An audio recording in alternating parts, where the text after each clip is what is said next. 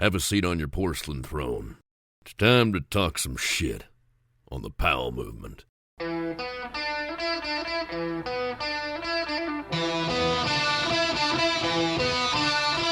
Welcome to the Powell Movement. I'm your host, Mike Powell, and this week I'm taking it back, way back, to a time in my life when there wasn't any pain or suffering. A time before my wife, a time before my kid. The time was when I was team manager for K2 Skates. I was fresh off of a year driving a K2 van and trailer from skate park to skate park and ski resort to ski resort in the name of K2 Skates and Skis. That was the greatest job I ever had. It was one of those deals where I had $220 a day to spend in per diem. I had a van and trailer full of product and swag, and I was like the ski shop rock star, going city to city. And if I didn't play hard to want, which was my go-to move at that time and probably now, I would have had groupies too. And that incredible job came to an end when I applied for a better job, the K2 Skates Global Team Manager position. Fuck the VW sponsorship, the van and the trailer that I had on the East Coast. I was upgrading to flights all over the world, and I was going to contests in remote places with the best athletes in the world, and my job was to act like a glorified PR agent, getting the athletes more media time than they could possibly ever imagine. And I was really good at that.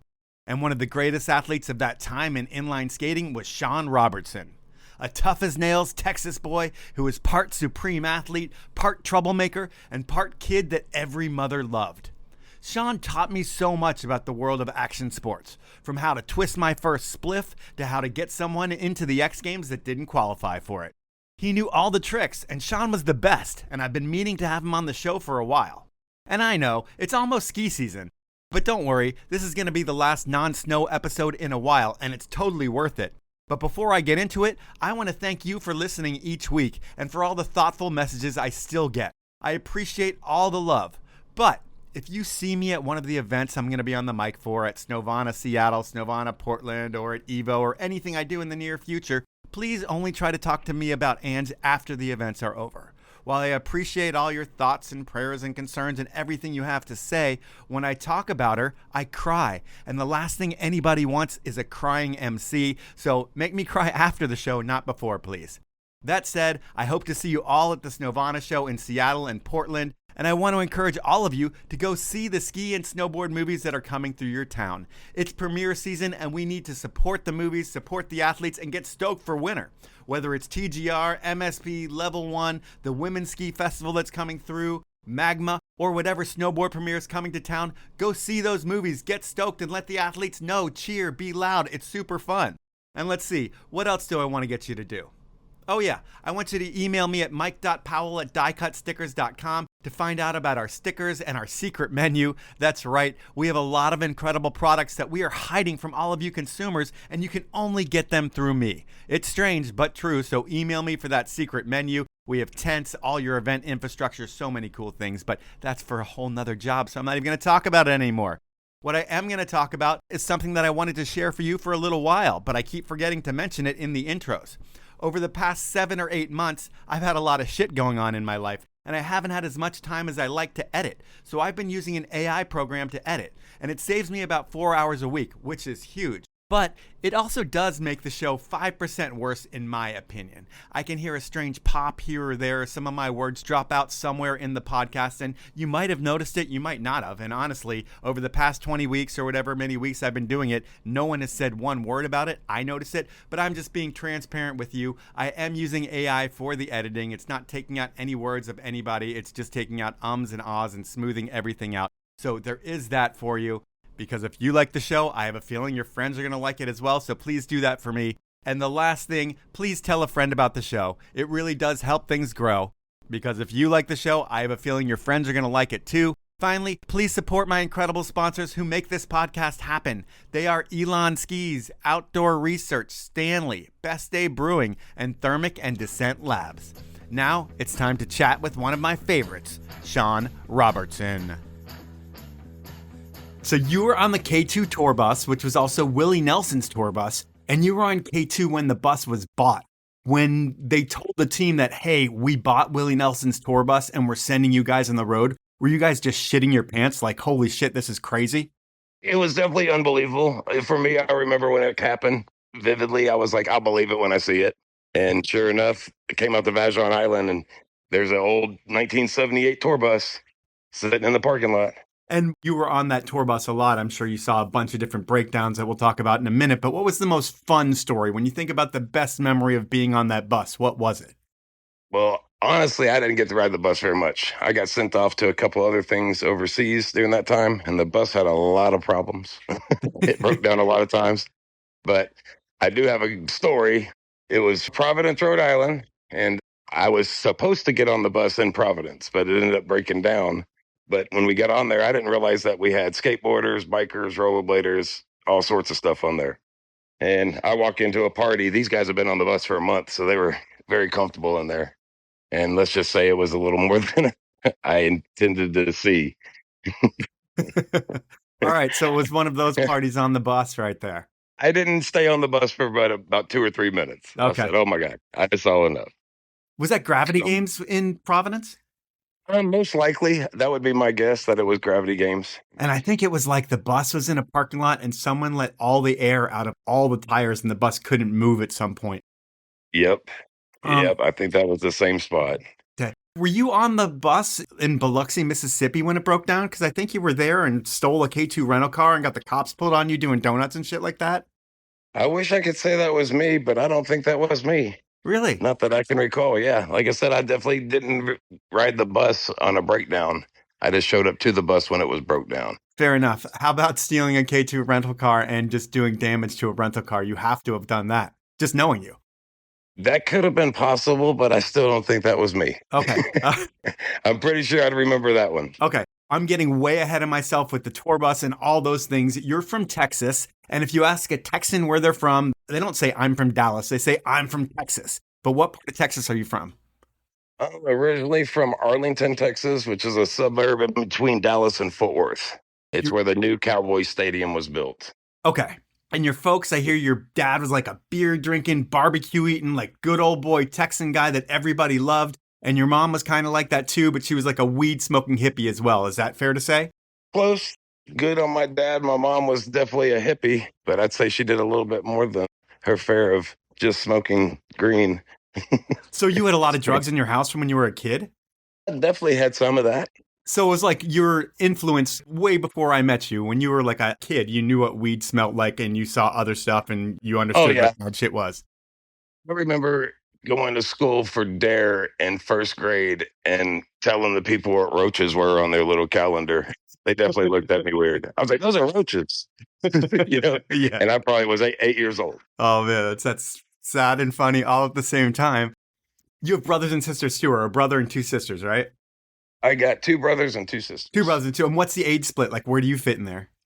I'm kind of in the middle. So I got an older brother that's 8 years older than me, and then a sister that's 4 years older than me, and then a brother that's 4 years younger than me, and then a sister that's 12 years younger than me or 14.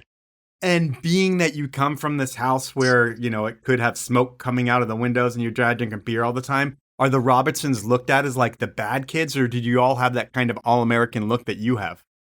Oh, we definitely were very well respected. Never had enemies, in the neighborhoods and stuff like that. You're a super athlete, especially from like before I met you through when I met you. You're the super talented athlete. How about your brothers and sisters? Were they talented athletes as well? Well, I'll start. My sister went to college, full ride scholarship for sports. And my brother, he's 6'9", 300 pounds, and he played football, basketball, and everything. But he actually went to school in Florida for high school. So I really didn't get to see him, during his prime of sports. And then my younger brother played for the Lobos, baseball. He had a full scholarship there. And then my younger sister, she had children young, but she was very talented too at sports. So it just was always kind of what we did on the weekends, as a family. We'd go play volleyball or baseball or kickball or something around my grandma's house and whatnot. I know baseball was a big sport for you coming up. Were you the kid that was on every all-star team and traveling and doing everything for baseball? Yeah, I would like to have been. I definitely would make all the all-star teams, but travel ball was super expensive back then. And I didn't really get to see a lot of it, but a couple times I'd get picked up for sponsorship and always did well. We'd have a good time. I was one of the smallest on the team, but definitely was one of the, very productive at whatever it was I was into. And was that a deal with not being able to afford like travel and stuff? Was like, I mean, if you have 5 kids or whatever, I guess that money's going to be tight. Was it always like kind of just getting by with the Robertsons growing up? Oh, 100%. 100%. I mean, we definitely had no electricity, no water several times in my life. Went and stayed with my grandma, came back to the house when I had electricity. And it was pretty crazy. You knew whenever income tax was around and you knew whenever it ran out. So you You knew know? what it meant to be poor. Like, I mean, I didn't Oh, know that about you at all. oh, 100%. 100%. Does that just shape your whole mindset towards money, making money and stacking money and having side hustles always going along in your entire life? Because it seems like you were always one step ahead of thinking of what's going to happen next because you never wanted to have nothing again. Yeah, I'd say that was a pretty big point of it, was this knowing don't put all your eggs in one basket, and definitely don't try to live paycheck to paycheck, because I saw the stress that brings to families and whatnot, and tried to avoid that my whole life since I moved out of my parents' house. How about sports? Like, what other sports did you play other than baseball? I played football, wrestling, track and field, basketball, pretty much all the regular ones for school. And were you like one of the best on the team in everything that you did? Most definitely, at least top three. Okay. It felt like, definitely was on the start, A team all the time. And I guess that always contributed well. And then is it like a juxtaposition of life where like you are the best athlete in everything that you do, but since you're at home and you see like weed smoking and drinking your whole life, do you start that at like 12, 13 years old too? No, I actually, first time I ever got drunk, I was at Woodward. Oh, And I was 17 and found out what drinking 6 beers real fast would do to a 17-year-old. It puts them on their hands and knees and they crawl backwards puking. And then smoking, I probably didn't start smoking fully like until I was out of high school. but I mean, I heard you did it different times. I'm going to ask you about a road trip where you're taking bong hits. But I was out of school by then. Well, in school for you is different too. But first, how and when did you find rollerblading? Man, it was an accident. My grandmother bought me a pair of Veriflex probably when I was 12. And I skated the wheels off of the things, and just when they were done, they were done. That was just the way it was, with toys. You got one thing for Christmas, and when you broke it, you didn't have it no more. Right. So I ran through it for like a whole summer, never thought about it again for a few years. And we used to play this thing called, you remember, was Food Lion anything where you guys lived? Yeah, it's like a grocery store. Yeah, so Food Lion all closed down because of the beef scare or whatever from Saturday Night Live or whatever it was. And so it was vacant parking lot, and we played baseball up there all the time, like every day. Well, it turned into people buying rollerblades and wanting to play hockey. So I got a pair of rollerblades for Christmas or my birthday. I can't remember what it was, but I was probably about 15 then. And on my way there, I went to a park that was just a regular park called Foster Park. And a guy out there had a launch ramp with a couple of kids jumping it. And long story short, I never made it to hockey at all. Like, at all. I went back to that park probably every day for the next 8 hours and joined up with that guy and his 2 kids. So you learned how to skate just by skating a launch ramp to flat for hours at a time. Pretty much, we did grass and mattresses for the first couple of weeks that I did it. And then probably by the end of the month, we were jumping cars and stuff and landing on concrete. And then the Dallas scene, it was centered around Rapid Revolutions. Did you start going to that place? Like, I heard you got a car at like 15 years old. You're driving like some piece of shit car that your parents didn't care that you drove. So were you able to take that car and go to the skate park a lot too? Yeah. So right around 15, I just would sneak it out. And the skate park was probably about an hour drive away almost. Oh, damn. It was like 50 miles away. But I would sneak it out at like 11 at night because my dad had to go to work at 5 in the morning, and we'd get back at like 4 o'clock in the morning. And that lasted for a summer, and ended up crashing the car. Had to wake my dad up. That was awesome. I didn't want to wake my mom up because she would have lost it. So I wake up my dad, and I was like, come here, I need to talk to you. And we went up the street, and he drove it home with like the tires looked like Back to the Future. They were slammed sideways on one side of the car, and we flipped it over and everything. But he drove it home. And when he got home from work that day, he gave me the keys and said, it's your car now. And that was the most trouble I got in for that, it was a relief. So ended up fixing that car and driving it for the next year or two. And they let you go to the skate park? Like the skate park would open from 11 or midnight to 3 a.m. to let you guys skate? No, it was 24/7. The skate park was. That's so crazy. 24/7. And there was couches there. We'd sleep there. We'd skate to the bus stop and go eat different places to eat. And I mean, we just lived up there. We were definitely skate park rats. Get dropped off by one parent and we'd be trying to wheel and deal, trying to get another parent to come get us without even a ride home yet. And might just stay the night if we couldn't get a ride home yet. And there were a lot of kids that were older there too that were like part of your crew, right? Yeah, I mean, being good at a young age out there, I got to kind of hang out with the older crew, the crew that kind of like paved the way for us out there. And one of those guys, Aaron Van Barkum, he's on the pro poker tour now. And like, he was my big brother. When I was like 15, he was like 19. And pretty much if I needed a ride or help or money, he'd always hook it up, take care of me. Well, that whole crew that at Rapid Revolutions, you guys are all skating together at that point. But I think the first big thing that happens in your career, because you get really good really quick at like 14, 15 years old, you're skating with like the 19-year-olds, like you said, and you're holding your own with them. And then Hoax 2 comes through Texas. Can you describe how big that was for your scene when Hoax 2 came through? Yeah, well, I mean, before Hoax 2 came through, they had the NISS coming. It was 1996, I believe. And I broke my shoulder skating vert like a week before it came to Dallas. And that was going to be like my ticket to get to skate against anybody in a competition besides people I grew up skating with. So you were going to qualify through NISS and you were going to be full-on pro, go wherever you want. Had no idea. Knew that I thought I could compete. Yeah. I'd only seen like the NISS on video, VHS and stuff like that. And was like, man, I think I biggest deal ever. It's like, holy shit, the tryout's coming to my town and I'm the best. It's coming to my town and I'm waiting for it. Yeah. And I'm waiting for it. And like I said, I end up breaking my arm my shoulder pretty severe. And I, was bummed. I was like, well, I didn't even go watch it. I was so mad. Yeah. I was like, oh my God, like I can't even be there. And right then they were talking about the Hoax was coming to town like in 6 months or something. So I was like, oh, cool. Well, then I found out it was going to be on a school day. And I was like, oh my God, I'm not going to be able to go. This is going to be crazy. But ended up begging my mom into it, somehow got it to work out in my favor. And that's where that guy, Aaron, comes in. He drove me out there and we skated all day with the Hoax crew. And right after that was when I'd started getting free stuff. I wouldn't say money from skating, but had no excuses not to skate. Yeah, you're getting it. Everything but skates pretty much at that point.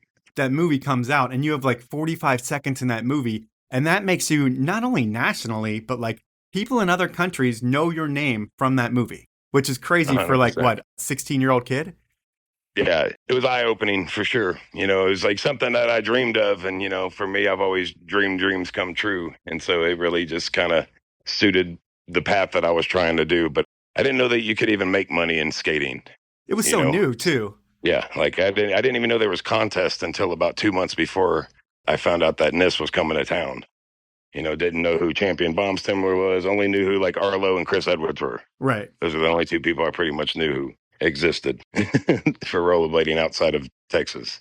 And you were too busy doing everything, and then rollerblading was just something you were doing when you weren't doing sports, right? Kinda. I got kicked off all the teams because I told the coach that I'd just be at the games, and he told me that wouldn't be fair, that I wouldn't get to play. And so how does that go down? I mean, you're that good that you're like, hey, I'm not going to practice with these guys. I'm only going to play in the games. I thought I was that good. Okay. I thought I was that good to say it. He would tell me like, man, I would love to say yeah to that, but we can't do that. He was being super fair and I was trying to be unrealistic, but I knew what I was in love with at the time. And I was like, well, I can't be on the team then. Like, I got to go to Dallas and skate. Have to. Can't not do it. It was calling my name like a magnet. Every chance I got to get a ride out there, I had a chance to go out there and never blew one opportunity to go have a day of it. Is that just going to Rapid Revolution or is that going to Eisenberg's or where was that going to? Rapid then, and then street skating kind of verted off of it because we found out how to run the bus system. So now we could take the bus into Dallas and to all the colleges and whatnot. So that turned into a whole nother scene of skating for us. When we'd get tired of being at the skate park, we're like, hey, let's go to Fair Park or Liberty High School or, any other places you could imagine around there. And then you had like the unique ability to not only be able to skate and pump a transition like not many people could do, but then you could also seemingly jump almost higher than anybody else to get on different ledges and rails. Did it feel that way? Because when I watch old video clips and stuff, like no one was getting as high as you. Well, I didn't know that it was even possible until I met Jon Julio. And I was still very, very rookie skating. And I didn't even know who he was. He was on the cover of Daily Bread, and my buddy had a script. Like I said, I was a poor kid. I definitely didn't have no script for magazines. Yep. And he showed him doing the Unity down a rail. We'd never seen anybody cross their legs and go down a rail, and it's a kink rail. Well, he's coming out to Fair Park for somebody that we were sponsored by, a little skate shop was going to fly him out. I can't remember what the occasion was, but maybe skate shop grand opening or something like that. So we took him out street skating, and the guy jumped on like a 52-inch ledge Unity first trick out the car. And that just changed my whole mindset of what is possible. It's, just seeing him doing it, all I had to do is see somebody actually do it and then go, okay, totally possible. And that was one of the guys that influenced me on, especially for street, to just the bigger the better. He wasn't really like a big go big skater, but he really was a go big skater. Just he had his own style of doing it. And it just rolled into my style with it, knowing that it was possible. It's time for my first sponsor break, and I'm stoked to have Thermic back on the podcast as a sponsor. Because when temperatures get nuclear cold, I don't hit the mountain without my Thermic heated socks. They are the original heated sock, and still the industry leader after 20 years. It's a total game changer. We all know that if your feet are frozen, you're not skiing or snowboarding at your best. And if you are, you're suffering through it. I make sure that never happens by always wearing my Thermic socks. Thermic's game-changing smart elastic technology heated socks are our world's first. These SET socks are a high-performance fitting, thin ski sock where the patented heating components have stretch instead of a bulky band and element. So you literally feel like you're wearing your normal favorite pair of performance ski socks. But if heat isn't for you, don't worry. Thermic has you covered with socks for winter with their athlete-tested and proven Descent line of socks. This is the #1 recommended sock by boot fitters in North America because for over a decade, Descent has engineered performance socks to eliminate things like chafing or heel blisters in your boots when you're touring or splitboarding. Descent socks have a distinct locked-on fit that never seems to change, no matter what you get up to. At the end of the day, Thermic and Descent socks are the go-to socks for the people that know. Drop into your local boot fitter and retailer and you'll see what I mean. Next up, it's outdoor research. And if you're not aware, there isn't an outerwear brand on the market that performs as well as the products that OR has been putting into the marketplace for over 40 years. That's what happens when you test your gear in the soggy, cold, often miserable conditions that the Pacific Northwest delivers on a yearly basis. As we know, days in the mountains are always more fun when you're warm and dry, and that's why people trust OR to deliver time and time again. Plus, the styling of OR's winter products the past few seasons reflect years of working with a team of snow athletes that include the legendary Mark Abma, world champion Troy Podmilsack, and X Games gold medalist Zoe Aitken. So they worked with engineers and designers to create pieces that look as great as they perform. And for me, I'll tell you, on cold days, I live in my men's Snow Crew down jacket. It's hands down the warmest jacket I've ever owned. And then for the standard Northwest days, I rock the Snow Crew jacket and pant. They're sick. One of those fits where if you don't see me ski, I look like a pro. Really, I've been loving OR products since I bought my first OR rain jacket when I moved to Seattle in 2000. I wear their products during every season nowadays. If you want to be warm, dry, and look cool this season, head on over to outdoorresearch.com and check out the new line of gear. My final sponsor this round is Stanley.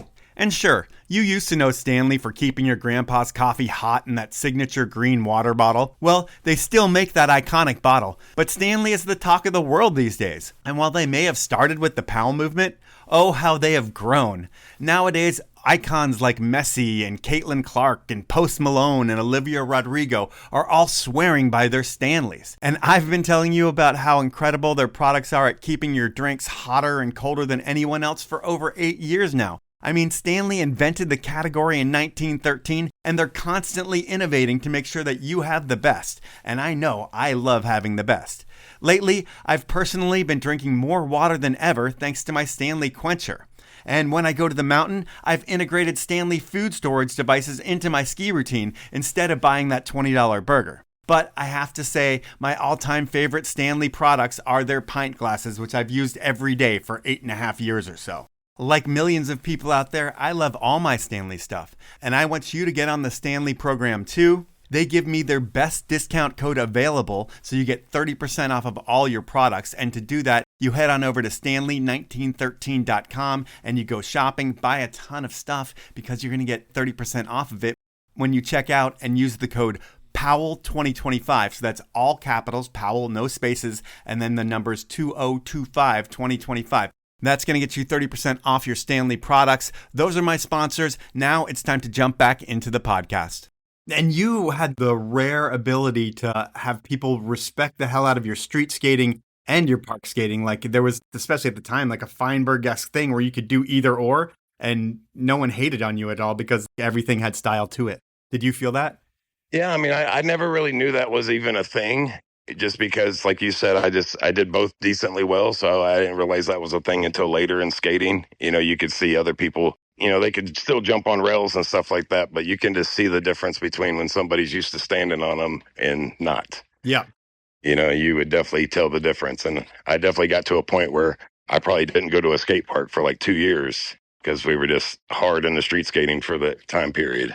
You know, everybody had a car. Everybody knew the new spot. All this is pre-internet. So, you know, we're looking up schools and counties next to us and just freely driving around them, you know, driving around churches, driving around hospitals, just trying to find new stuff. And like I said, we were very, all of my friends seemed like all of our parents were very trustworthy of us. You know, they let us pretty much do what we wanted. And as long as the cops weren't involved, they didn't really care too much. Let us be us. Totally different time, right? Like no phones, no anything. Just be back by dark, hopefully, and call home. And see you Monday. Yeah.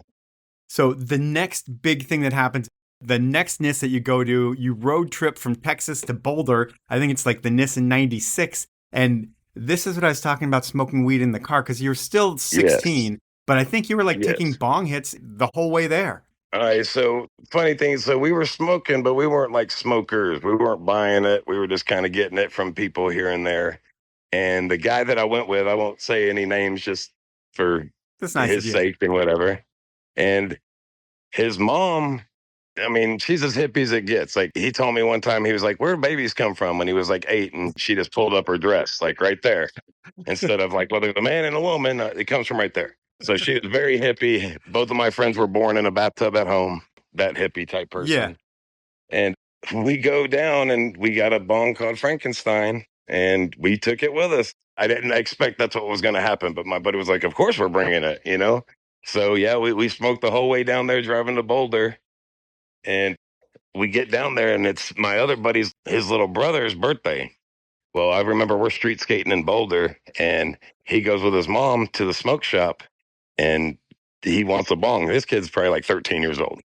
So he comes out with a bong and we're like skating up to the, you know, we knew where the smoke shop was. Like, hey, we'll be at the smoke shop. All right, we're going to look for stuff to skate. And we pull up on him and he goes to show it to us in the parking lot and the bottom falls out of the tube and it shatters right there on the ground in the parking lot.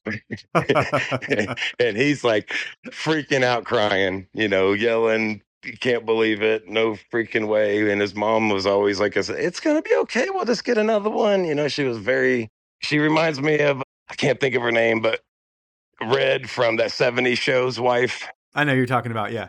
Like very her-like, you know, like, "Oh, no, we'll fix it. It'll be okay." So that was, you know, the smoking story of that whole trip. That was the thing that stuck out with me the most was the 13-year-old getting the bong bought for him, broke it, and got another one bought. But it was just like, it was comedy because we grew up with that whole story our whole life, telling it to everybody. And I'm still friends with both of those guys to this day. One of them actually lives in Colorado now. Nice. Getting back to Colorado or getting back to that NISS, you do really well at it. I don't know how well you do, but you end up getting noticed by FR and Dr. Bone Savers. And were those the first real sponsorships that you had of like people sending you places to do stuff? Yeah, I mean, I'd say I give a shout out to Eddie Campos first. He was like my first, even though it wasn't a company, he was sponsored by everybody and he basically got me on flow for everything. And then when I was there, I know I qualified in street and got like top 10. I couldn't tell you exactly, but I think I got like 3rd place in vert to go with it. So I guess I showed a dual threat and was, you know, more noticed than other people. And I want to say Nick Hartman got a hold of me somehow and was talking about X Trials in Providence, Rhode Island. And he said he's going to try to get me in there. And he wanted to figure out if I could get a plane ticket to New York to talk about it. And that was the first time I was like, the guy wants me to come to New York for skating, just to talk about skating? Something's weird here. I still didn't know what to expect. So I remember asking my mom and found a ticket for $128. And that other guy that we went to Colorado with, he ended up coming with me. Like his parents paid his way and I paid my way, and we got out to New York for some random FR dinner, Okay. and we really didn't talk about anything. It was just, I met all the kids on FR, all the Flow kids, Ryan, Jack Lone, Dave Ortega, and all of them. That had to be cool Really for you, quick. right? You're like, holy shit. Like, Oh, yeah, that's my first time to travel on an airplane ever oh, no way. in my And then life. you're going to like meet some of the icons of the sport, but you don't even know that that's going to happen. Not at all. I have no clue. I'm getting dropped off at the airport, and we've got a phone number and address, and we're just seeing what happens. And I think we're 16, maybe 17 years old, probably early 97 or late 96, and just jumping on the subway system and just kind of winging it, and making a trip out of it.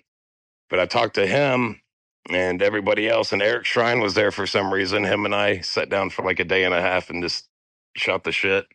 And I remember him telling me he was vegetarian. I don't know if he still is or ever was after that, but I always thought that was really weird because Eric Shrine looked huge to me at the time. I was a little skinny kid, and he just looked like this buff, big old ninja. We had a hell of a time street skating New York, for the first time, skitching, holding on to cars. We never done any of that back here. I mean, here it's highways and access roads. You ain't skitching unless you want to do 75 miles an hour. And this is the big fucking city for you. You're like a Texas boy who's been to Dallas, and that's about it. But Oh, yeah. New York City, it's like they make commercials about it. Oh, it was like the movies, man. Like it was like White Man Can't Jump / something else. Like just White Man Can't Jump was based in like Venice Beach area and stuff. And like I went there later and noticed it, but we came out of the subway straight into the Times Square, and first time I've seen something I'd seen on TV before, and just was in awe, like, holy shit, the horns are for real. Everywhere. And it was definitely a surreal moment for sure. Like I can still get a little bit of chills thinking about walking out of the subway right into it. And I would think then, because now it gives me a different perspective on your career, but like all the travel that you did, because eventually, I mean, we can talk about your schooling, but you end up doing some kind of homeschool system, right? Like you and your buddy that you're not going to talk about end up doing a homeschool thing, which is pretty much totally cheating the system and stealing a high school diploma per se, right? Pretty much. For me, though, it was different. So I don't want to jump around, but I'll get around a little bit. So I ended up going to Europe with K2, and I lied to my parents about the departure and rearrival dates. She knew the departure date, but I totally lied and said, yeah, I'll be back before school. So I didn't come back before school, and this was my 11th grade year. And when I got back home, nobody lived in my house anymore. Some Mexican guy lived there, and he had a note for me. And the note was directions to a new place my parents moved to. So I go to this place, and it's in the middle of nowhere called Maypearl, Texas. It's like 70 miles away from where we lived. And I mean, it is no man's land. It was like population 200. And I signed up for school out there to make my parents happy. And they had no work release and no athletic program. So they were like, you got to go to school 7 to 4 every day, no matter what. And if you miss too many days, you're going to fail. So I was kind of put in a situation where I had to find something to be able to still travel for skating, because they weren't going to give me any excused absences. It was going to be all unexcused. So I'd be going to school for pretty much no reason. They were going to fail me regardless. So you figured out another way, and you were able to get through high school doing the homeschool thing, which people didn't really do back then, but you did back then, and that was great. Yeah. I'm going to catch us back up, because the next big thing that you do, I think, is X Trials in Orlando. And I think, did you win that X Trials? No, I went to Providence first. Okay. Like a month prior. And same thing. I got there and I realized I was kind of in somewhat of a league of my own. I could hang with the big dogs. I remember thinking like, hey, this could do something. I bet you I can get like top 5. I remember thinking that when I got there. Like, I only think there's 4 people here that can beat me. Huh. And they had a sub box that was like 8 foot tall. And I did a fakie 180 or forward 360 over it. And they had those gates along the course, to kind of divide the fans from the course. Yep. And I slid under one and hit my thigh at like 30 miles an hour and couldn't walk. That was the day before the tournament. That was in warm-ups. So I sat in the hot tub for the rest of that weekend going, damn, coulda, woulda, shoulda, And then I go home kind of deflated, and that's when I get the call for the Orlando thing. And now my spirit was back to the moon again. I was like, what? I get another chance? Hell yeah, I'm coming. So that was like the kickoff of starting to travel once I went there. So you go to Orlando, and did you win that Orlando one? I did win that Orlando one. So that has to be like one of the biggest days of your life from a kid who's done nothing his whole life to not nothing his whole life, but you haven't really had that much experience in the world. And then you get a couple different opportunities, but like you break your shoulder, you couldn't compete in that contest. Then you hurt your leg, you can't do the contest the month before. And it's like this last shot is Orlando. Can he do it or in Orlando? And you go there and win. That has to be like, holy shit. Yeah, it really was perfect scenario because I had seen that course in Providence and I had drawn it on paper, drew lines on it, knew what I would do one day if I ever got to skate something like that again. And they just happened to have the same setup when I went there. It's the same setup. So you already had a mental like 3 different lines. Yeah, I already had 6 weeks of thinking about it before anybody else even thought about it. I don't think anybody knew it was going to be basically the same thing. So when I got there, I was rocking and rolling. I think I fell 2 times the whole weekend, from practicing and everything. Like my pants were clean, no holes, no nothing. It was just one of those weekends where no matter if I tried a new trick or an old trick, I was going to come out successful. How much money do you win for something like that? Man, I want to say it was like $1,600 if I remember right, $1,600 or $1,800 at the time. And that was a lot of money at the time. Yeah. Yeah, you were stoked. Is that what led you on to K2? Is that contest? So yeah, while I'm there, speaking of K2, so I'm riding K2s that are put together with like screws and washers because they had like a cuff issue and I wasn't wanting to go get new skates because I couldn't. So, I've got them like rigged with like paper clips and screws. And that's when I meet Matt Lacrosse through Nick Hartman. And he's like, man, I'll have you a pair in no time. And he sent me a contract and a pair of skates pretty much within a week. And it was a good contract too. It was a 6-month contract because we were already halfway through the year. And if I remember right, it was around $2,400 a month, $2,000 a month, plus some incentives and stuff like that for winning. That was huge for me at that moment in time. Yeah, because you had nothing coming in other than a $1,600 win. Then you get this contract where you're not going to have to pay for skates anymore. Everything in skating is free. You got a free place to live. And it was smart on K2's part too, because you could skate street and park equally as well. And so it was one of those things where you could do both things, but then you kind of had, and I feel weird saying it, but like, I want to say Hollywood good looks, but you were one of those good looking all-American kids. Any contest you did with ESPN, did they always try to put microphones in your face and put microphones on you? 100%. Like you were that guy. They wanted you to win the X Games to be the face of rollerblading. They'd always make me mad because they'd want to pull me off of the course to do like, hey, we're in this city, tell everybody where you're at, da, da, da. And I'm just like looking at the course thinking everybody else is getting to practice and I'm not, So it was a weird thing because I didn't know when I was getting into it that's what it was going to be too. You know how it is. Like you don't see that part of it until microphone in your face and camera in your face. And did you realize that you had that? Because there wasn't really another really clean cut. I mean, you could have been the Marlboro Man by the time you were like a 23-year-old rollerblader almost. And there weren't many people like you, I feel like. Well, I had a lot of people telling me that and like they were pushing me in that direction. But honestly, I just didn't have the probably proper management or agent to really run with it. And I never really saw myself trying to be the face of anything. But I did feel the pressure of them wanting me to be. What was the most annoying request that you can think of that you'd get from them? Was it just pulling you off the course? No, that was annoying just in the sense that when you went to the X Games and stuff like that, you only had a certain amount of time to skate. They give you like, hey, you're 4 to 6. Yep. Well, when you went to these other contests, it was like all day the day before, It didn't matter what time you went. It just closed when it got dark. And so them pulling me off of that when you only got 2 hours, that was the stuff that would make me mad. I wouldn't say that I really had any hard feelings towards anybody for anything. It seemed casual, but I also wasn't given a lot of direction. I remember thinking, like, y'all need to prep me for this a lot more. If you want me to be on TV and stuff like that. Like, I don't need cards. I need to know the whole itinerary of what's going on so I can kind of have an idea. But the cameramen were like, it's cool. I'm on Prozac. Don't worry about it. If you mess up 15 times, that's all right. So with ESPN, you were doing really well in their contests. And then there's the ASA, there's NISS. And when you think about that time, there was contests all over the world. So from that time that you signed with K2, are you starting to travel to like a lot of different countries? Yeah, when I went to Europe alone, I think I stayed out there for like 9 weeks the first time. No way.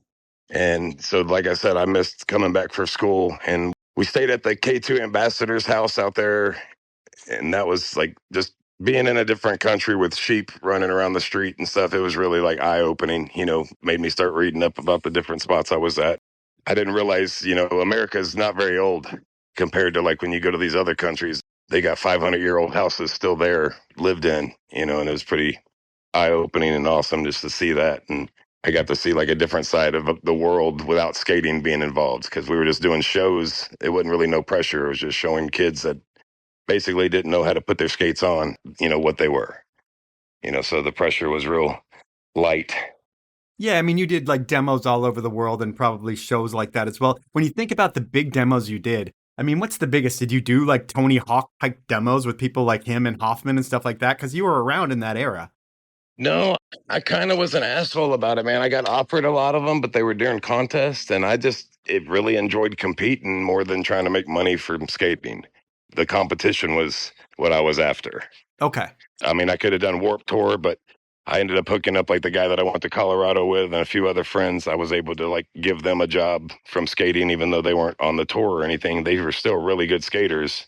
So they were going and doing like Warped Tour tours and stuff like that and hanging out with 311 and whatnot. And so I kind of missed out on some stuff, but at the same time, I was where I wanted to be. Didn't ever really want to skate 3-person at a time on a ramp unless it was, for shits and giggles. It's time for my second round of sponsors, and I'm starting this one out with Elan Skis. Now is the time to think about buying your new skis for the season. And if you've been listening to me talk about how Elan has built a cult following around their hand-built skis made from the highest quality materials, built at one of the most sustainable factories on the planet, all coming out of the Slovenian Alps, then you know that Elan also makes luxury yachts when they aren't making those amazing skis. And they cut no corners to create incredible products that has made me and will make you a better skier. And it's not just the fit, finish, and materials that make Elan better. It's that they're innovators. And while they've been innovating for a long time, the big one that comes to mind in my head is the invention of the SCX ski in the 90s that totally changed skiing. It was the shape ski that made everyone else build shape skis, and it was all about making skiing easier and more fun, and millions of people felt the carve for the first time thanks to Elan. Well, while my daily drivers have been the Ripstick and the Playmaker, this year I'm stoked to ski the Primetime. It's time for me to bring back that carving feeling, and this season I'm going to make it a point to spend more time carving up the front side like a Thanksgiving turkey on my brand new Primetime 42 Pluses. What are you going to add to your quiver this year? I recommend finding out over at elanskis.com. My final sponsor this round is Best Day Brewing, and now is the time to think snow. And skiers, snowboarders, weekend warriors, tubers, sledders, snowbikers, snowmobilers, snowshoers, sled doggers, shovel racers, snow angel makers, ice skaters, snowball fighters, igloo builders, you get it. The doers of winter are starting to get ready to shred, and post-shred, it's all about après. And this year, do après the right way. Forget about the calories, forget about the alcohol, forget about not taking more runs on the mountain, forget about getting in trouble on the way home, because with a beer from Best Day Brewing, you don't have to worry about any negative consequences, just incredible flavor. Blind taste tests prove that you won't be able to taste the difference between a Best Day and your favorite beer with alcohol. The only difference you'll notice is how good you'll feel in the morning, and you're going to remember what you did last night, which is almost refreshing as a Best Day itself. To celebrate your best day yet, next time you're at the store, pick up a 6-pack of Best Day. Or you can always buy it on your Alaska Airlines flight, Amazon.com, or head on over to bestdaybrewing.com to get the full assortment of Best Days.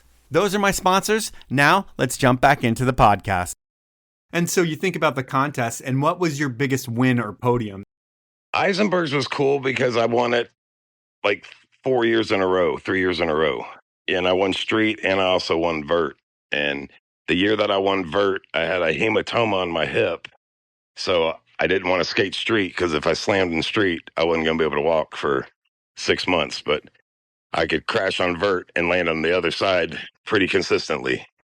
So I was like, man, I think I'm going to just try to win the vert contest. And honestly, I learned like 7 new tricks that day on vert and just did them all and worked out in my favor.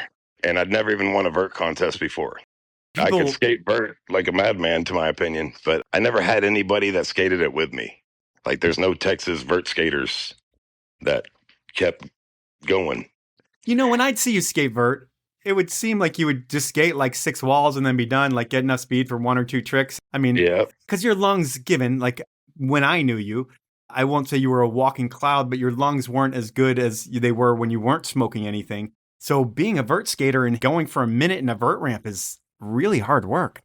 Yeah, it definitely puts a toll. I mean, I felt like I had the endurance, but by the time me and you met, I had torn ligaments in my ankle. And once I tore them ligaments in my ankle, I just didn't have the practice schedule that I once had because I was just trying to be able to compete still. Yeah, and we're going to talk about that in a little bit. But you were on K2, Levi's, FR. Who else was paying you? Mountain Dew. Whoa. DBS, 888, a few other local places around here. And then I started getting paid from the skate park in Texas, the Lone Star. So in your peak at 19, 20, 21-year-old Shawn, are you making 150 grand from blading? No, I probably had that in the bank because I never spent money. I was kind of with my money for the most part. And, I would splurge here and there, but for the most part, I saved way more than I ever spent. Well, you were smart. So, like, didn't you buy a house right away and buy a car and like make it so you didn't have payments and just bought that shit? Yeah, I mean, I never bought a new car really, but I definitely bought a house at the right time. You were smart with your money because you're always thinking about the next step too, right? You're like, hey, I've got this bulk of money. I'm not going to spend anything. I'm going to keep it in the bank or I'm going to buy something and own my house outright so no one can take it from me. So most of the money that I spent, I tried to make sure that if I spent $1,000, I was going to make $1,100 off of it, Yep. Like knowing that I was getting a house, I was like, man, I can always rent it out and I'll be making money, or I can always sell it later and be making money. And paying it off, I hate interest. I took 2 years of school about interest, and I can tell you that I was always going to be trying to fight not paying interest, and I've done pretty good my whole life dodging it. All right. Well, we're going to get back to K2 and some of the things that they did. We talked about the tour bus that they had. They also had the $20,000 minute. It was a sick idea for a contest. Get all the kids in the world to send K2 their footage, and then you pick one and somebody wins $20,000. How did one of your best friend's brothers win that? Only 5 people sent in videos. No way. 5 people. And it didn't even have to be on skates. Like, they promoted it wrong, to my opinion. It was a fold out in the middle of the Daily Bread magazine or Inline, whatever it was called. And it was a fold out poster. Yep. And it just said the $20,000 minute, but it had a guy on a surfboard. And so I think people just looked right past it. Yeah, well, that's crazy. Wrong if it had a surfboard in it. That makes no sense. Yeah. And I guess they did the $20,000 wave challenge. Yep. So that's what they used as their promotion for it. Because even when it was going on, I remember the guy that worked before you, Matt Lacrosse, was like, man, we only have like 2 videos in so far. So I started telling all my friends around here, dude, hurry up. What are y'all doing? Like, they're really about to give $20,000 away. And he got lucky. He sent the video in. Like, out of the other videos, all the other kids were like, hi, my name's Brian. I've been skating for 2 months. I love K2. I mean, it wasn't even like any real skaters that were established got videos in. I think Shane Scowers ended up sending a video in late. And I remember that being a big deal with insurance and something like that, but it had nothing to do with me. He knew he was better than the kid that won, but he sent his video in like a week late, like they had already. You don't follow the rules, you can't do it, man. That's just kind of how it works. I said, man, I told all you guys at the same time, we were on the same crew. Another thing K2 did that was an experience for you is renting Ferraris and living a life of luxury in Vegas. What can you tell me about that trip? Because I didn't see the line items of how much it was spent, but I saw that there was at least 8 supercars rented. And it's not like you guys stayed at budget hotels. You guys were in like suites and stuff. What was that whole thing like? I remember it well. Matt was saying, I guess he was on the business end of we got to spend our budget if we want a bigger budget next year. Okay. And I guess we still had a lot of money in the budget for that year. It's like December and you got to get rid of it. Yeah, I understand that logic. So he was like, we're going to go to Vegas and rent cars and all, and I'm always like, I believe it when I see it, but I'm starting to believe everything I hear now because everything's starting to happen. But I still was like, yeah, right, we're going to go race Ferraris around Red Rock and Vegas. And he's like, yeah, then we're going to rip models and they're going to ride with us. I'm like, yeah, okay, sure. Well, I remember getting there and my cousin at the time, he was probably 8 years older than me, 7 years older than me. And he had already been through the Marines and college and he was living in Vegas as an engineer. And it was the only family I knew out there. So I called him like, hey, sounds like we're going to have like all these badass cars. You should come with us. And he showed up, and sure enough, he was like, I can't believe it. I was like, me neither. Which one you want to drive? Let's go. So we ended up still in the Shelby Cobra, and we tried to drive that one as much. I did. I like that one the best. But I remember my cousin went with one of the other kids in the Ferrari, and they tried to U-turn on the strip, and the strip has those monstrous curbs. Yeah. And they bottomed out on it, and I mean, tore the whole bottom out of that Ferrari. So I'm sure our budget went a little bit more than it was supposed to. Oh no, man, that's crazy. But yeah, we went in front of like all the hotels with model. Like we all got to pick a model out of like basically a stripper magazine, from Vegas. And I'm sure that half the girls probably were showgirls, but we were so young, we weren't thinking of it like that. It was more just like, you're like 30 years old and I'm like 17. Yep. What's going on? You want to do a donut? But we went out to Red Rock and did a cool photo shoot, went to like the Bellagio and all the other hotels at the time and did photo shoots. And it was a real cool opportunity on that one because we didn't really have any plans besides this photo shoot. And everybody was there. Everybody on K2 at the time was there. Yeah, it sounded like a legendary trip. And I just think of it every time I think back, I'm like, wow, that was like my budget for a year in a weekend or 4 days or however long it was. But oh, yeah. Incredible. It sounded like K2 also sent you to Tai Pei with a few other people. Do you remember that trip? Oh, yeah, very well. That was one of my favorite trips by far. That is one of those places you're not supposed to smoke weed, but we were movie stars somehow. We got taken care of for real out there. It was really weird. I went to Bolivia one time, but I'll get to that one on another. My favorite trip was definitely going to Tai Pei. And it was me and Ryan Dawes. Yashitoko brothers were there. Matt Lindemuth was there. A few other guys. And we ended up meeting up with like the locals out there and hung out with them the whole time. But they gave us like a translator, and the translator went everywhere with us. So she was very freaked out. She was like, you could go to jail for 90 years. And we were like, well, we'll say it was ours. Don't worry about it. 90 years. Yeah. She's like, you go to jail for 90 days, no questions asked. And then they decide your fate. And I was like, well, that sounds bad. But dumb and young, man. Just dumb and young. What's the sketchiest situation you've been in? Maybe not weed related, but just like dumb, young, and how did you get here where you thought, man, I'm going to die here? Have you had that? There's been a lot of those. Okay. I remember one time for a skating one, I was with Dave Ortega, and we were in England, and he was trying to buy some hash off the streets of London. We were in London, okay. And this kid on a bike gave him something. Dave's from New York. I'm still like this little ass kid over to the side, and he's like, hey, I'm from New York, bitch, and starts yelling and starts chasing this kid down. And I'm like, oh, shit. So I start running with him. Well, the kid runs into like the dope spot, you know what I mean? The safe house. And I mean, there's like 10 big old black guys standing outside, just gangster ass fools. And Dave runs into the house and I follow him. And I didn't like the situation when I ran by, but all those guys are now behind us. And we're like on the stairs going up into this apartment type thing. And it's like on the side of, an alley. It's an alley of England, it was just crazy.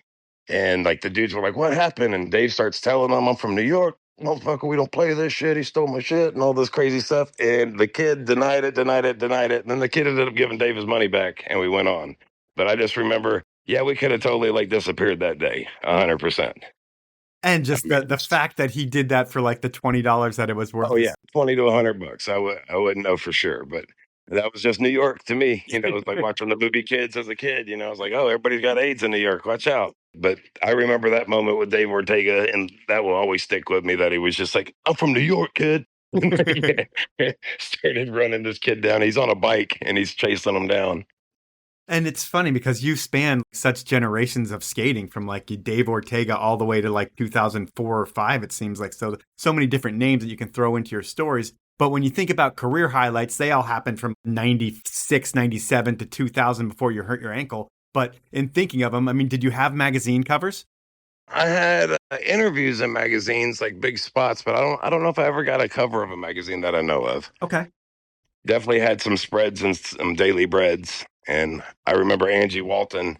I think she flew. That was the first time I flew out for a photo shoot for actual skating. And they brought me out, and I went with their whole crew out just around California for like 24 hours and skated and took shots and did an interview. And that was when you did the interview, and like it was like 98 or something like that? I believe so. Okay. And then it's crazy that you didn't get a cover there. How about VG? Because VG was like the defining video magazine in rollerblading, and having a profile was cool there. I don't remember if you had one of those. Did you? No, and like my whole crew, everybody we knew, nobody had a camera. So like a lot of our skating was never filmed and it was kind of not frowned on. But if we showed up to like some random kid having a camera, it was kind of like, let's go somewhere else. I don't know. It wasn't like an asshole thing. It was just like, we don't do this for that, Okay. in a weird way. I don't even know what it was, but it was just like, no, we're not giving you a free show. We didn't know the people. I'm like, who are you? We don't know you. So then, other than the stuff in the Hoax 2, like what stuff are you proud of that made it to video?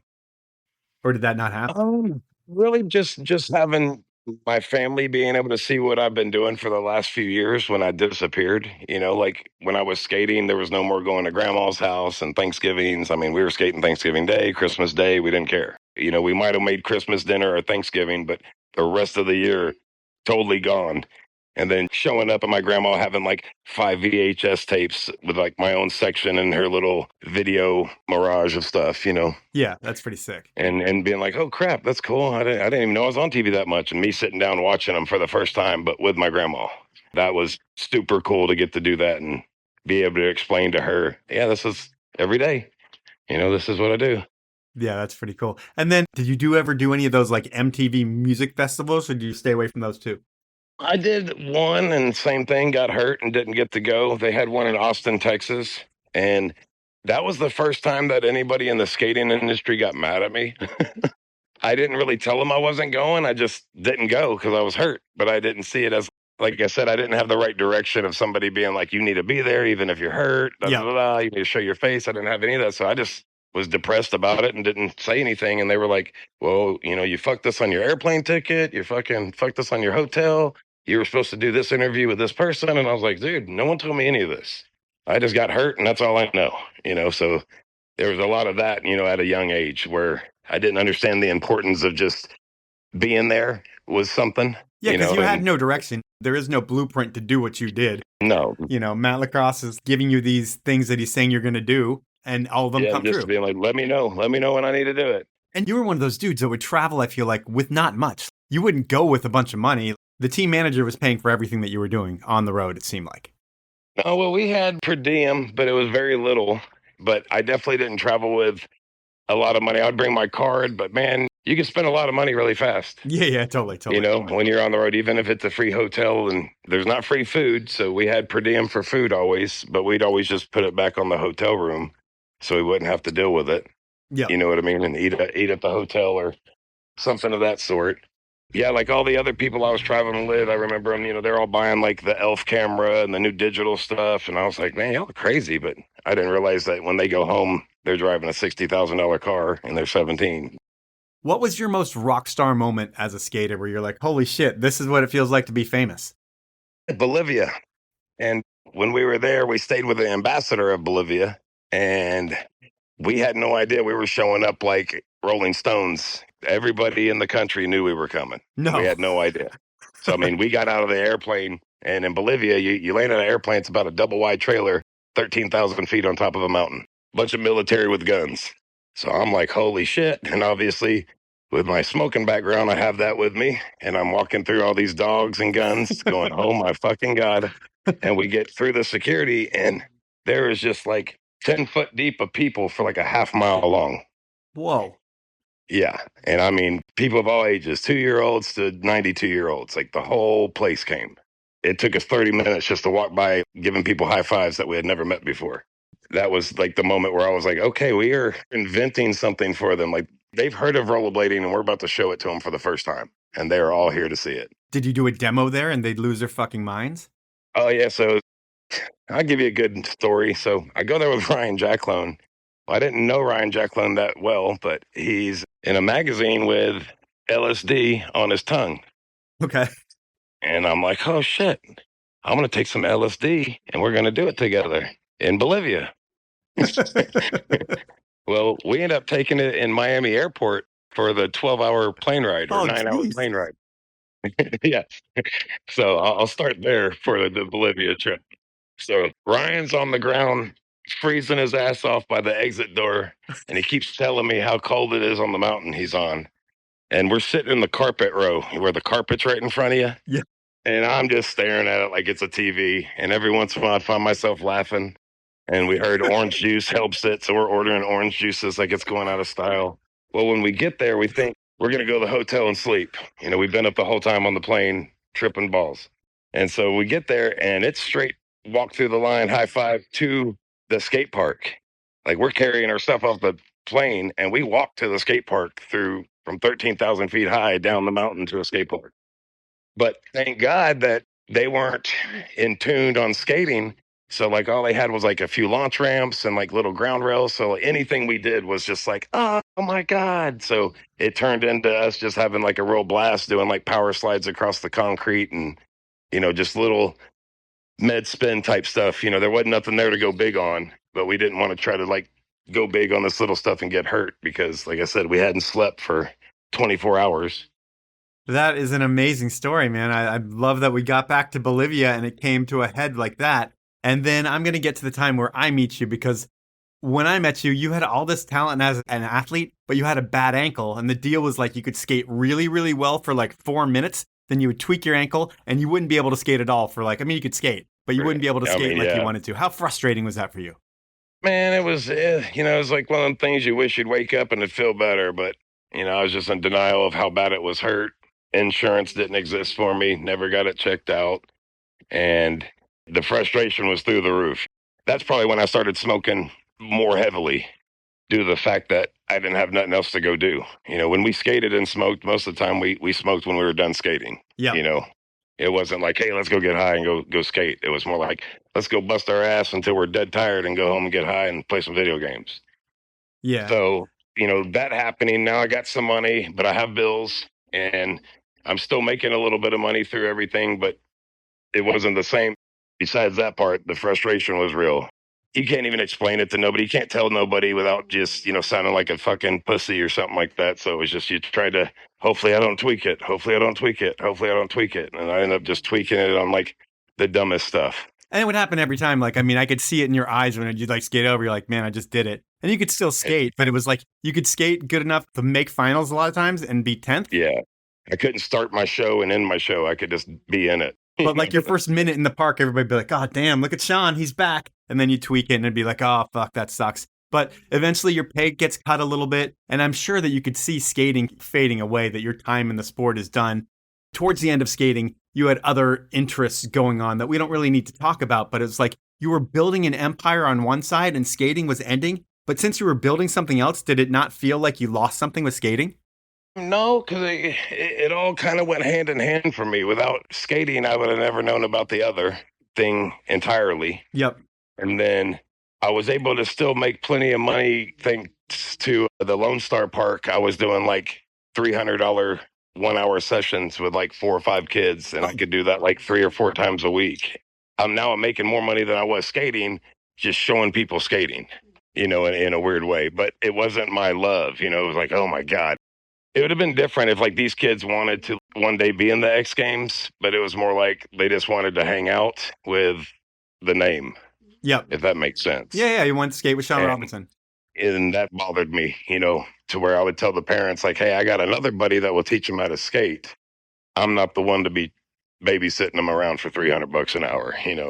The money's good, but my sanity was a little more important. Yeah. I wasn't ready to be a babysitter by any means. But did it impact your self-esteem or anything like that when you weren't a pro skater anymore?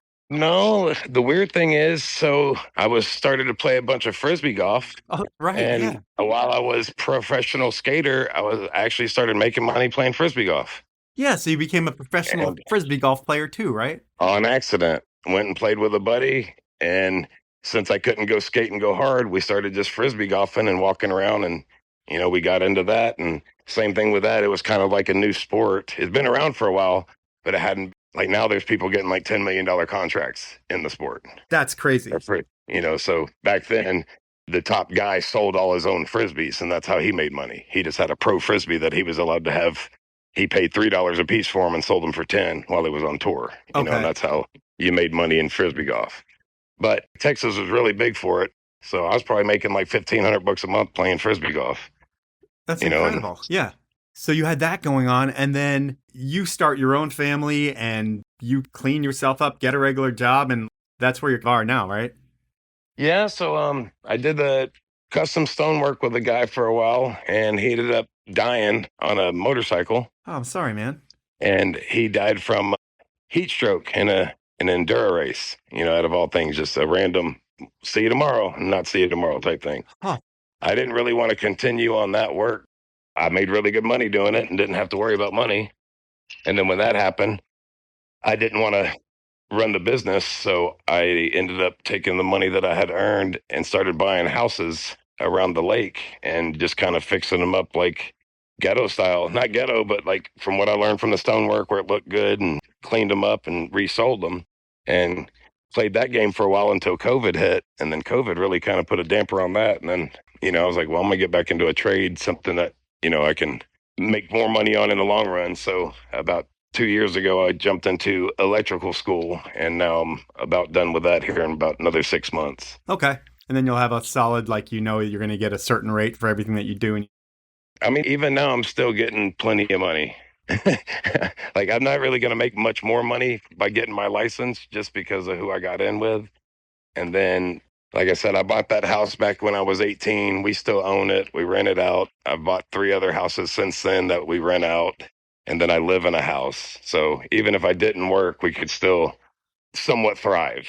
dude, I love that, man. That's so awesome to hear So because, the money I make now from work is strictly just goes into a bank or into investments. man, I'm so stoked that you've done so well for yourself over the years. There's one other story I guess I should hear because I think it fucked you up really bad. Did you fall out of like a 2-story window and break your ankles? No, so I jumped a loft style, like I don't know if you were around then, but do you remember when Chris Edwards broke both of his wrists by any chance? I do remember that, yeah. So he jumped the rail and clipped it. Yep. Well, I jumped a gap similar to that I had jumped several times before. Several times, like probably jumped it 7 or 8 other times. Well, this time I didn't go very fast and I didn't clip the rail, but when I landed, I shattered both of my heels because I didn't make the transition, landed in the flat. Yep. And I thought I broke both of my ankles when it happened. And surprisingly, the pain wasn't that bad, but I knew I fucked them up, And this was probably '07, so 27 years old, prime, ready to, do anything still. And yeah, I was in a wheelchair for 9 months, weight bearing, had to relearn how to walk. That's when I met the lady that I'm with now, Desiree, which without her, I wouldn't have children or probably even a life to talk about. So I met her about 6 months before that happened, and she really helped me get through it because at the time, like I said, I had my own house, but I wasn't married or anything like that, just kind of floating around life still. Well, I'm going to ask one last question and then I'm going to get into the last segment of the podcast. But do you ever wonder what would have happened if you never found rollerblading and ended up playing team sports? Funny you say that. So I got a son now that's 11, and he's been playing travel ball for 2 years now, and he's a standout kid. I got a daughter. She's 13.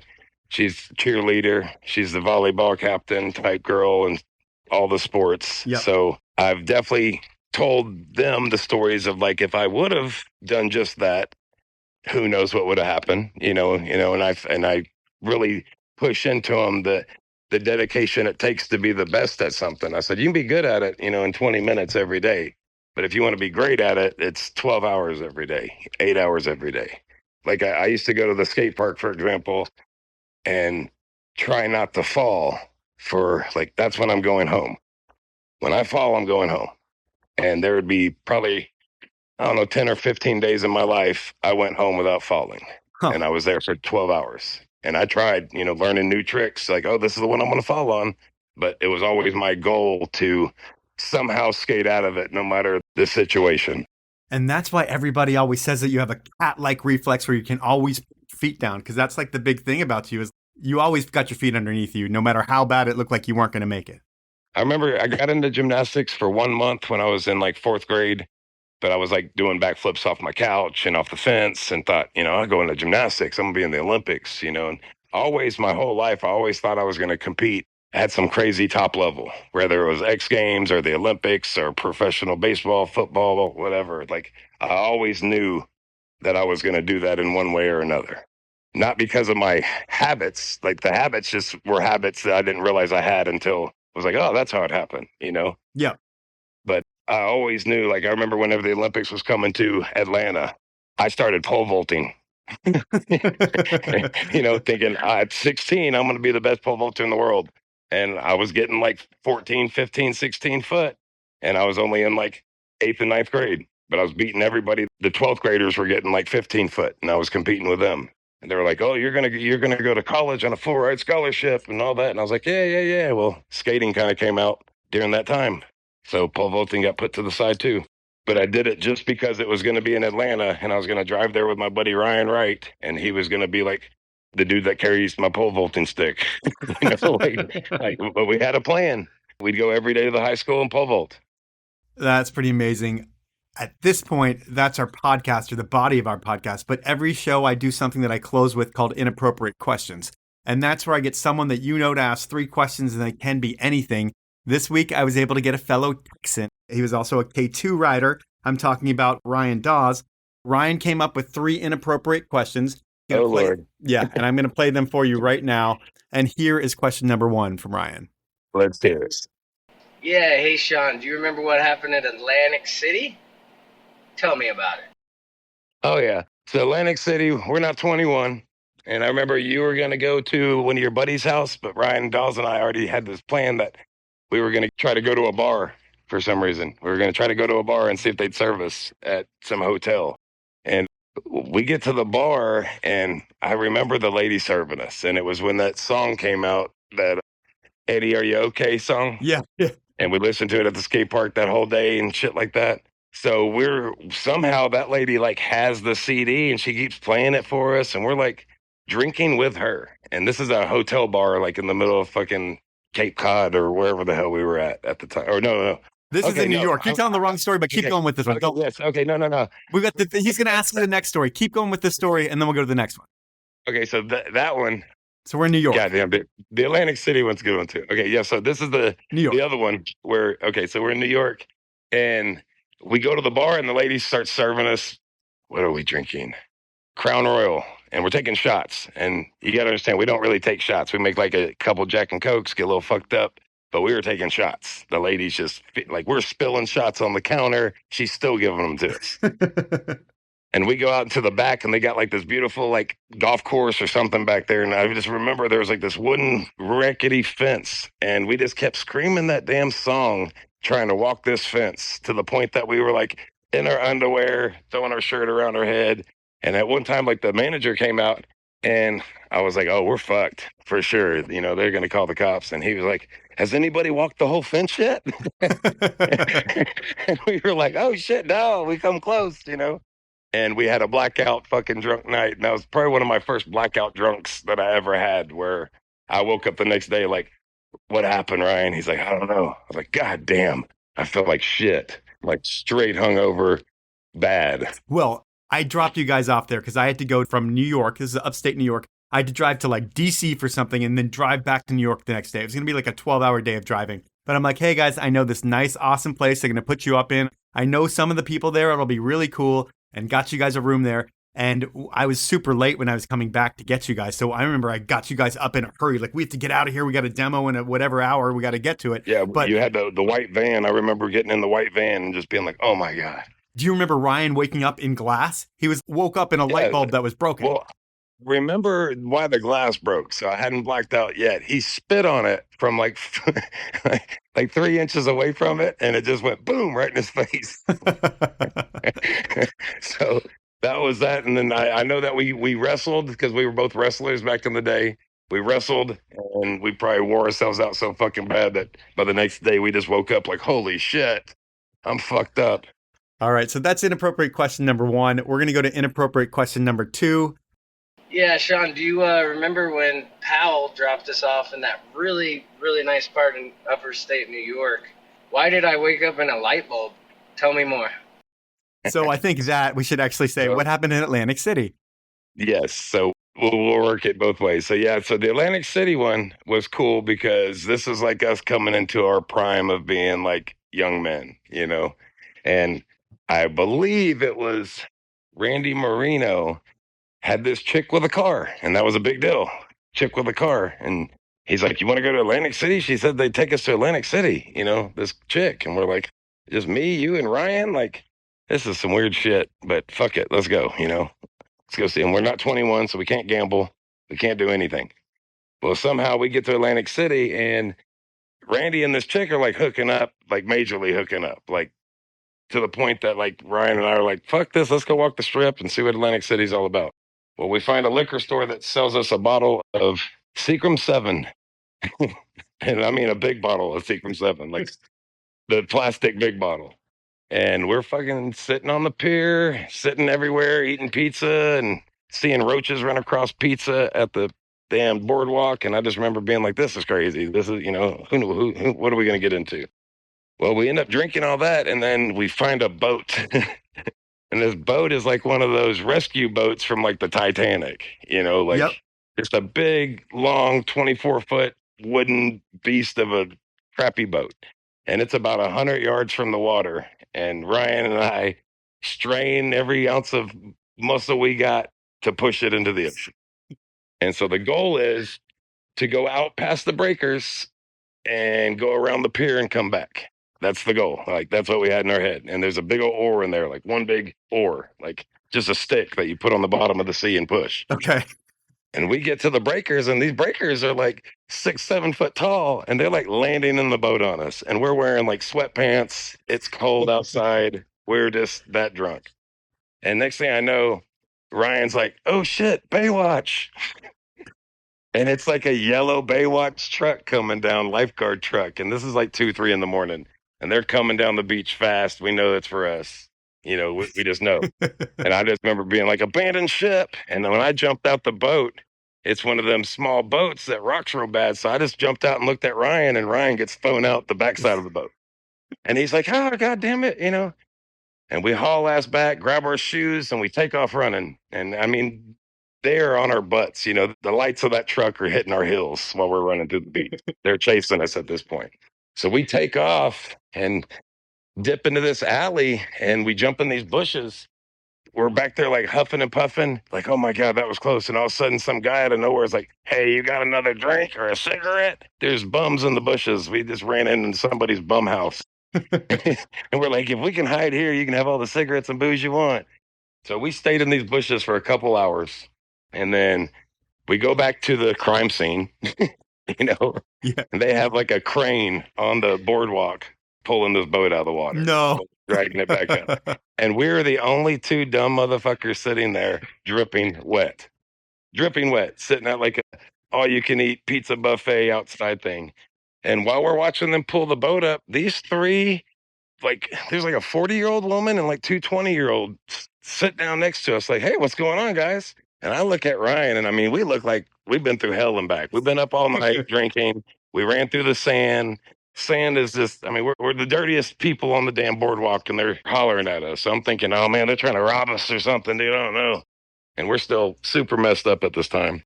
Well, we tell them we got a hotel room. So they come back to the hotel room. Well, we walk into the hotel room, and there's two naked people in the bed, Randy and that chick. And these girls are like, whoa, hell fucking no. And they like storm out.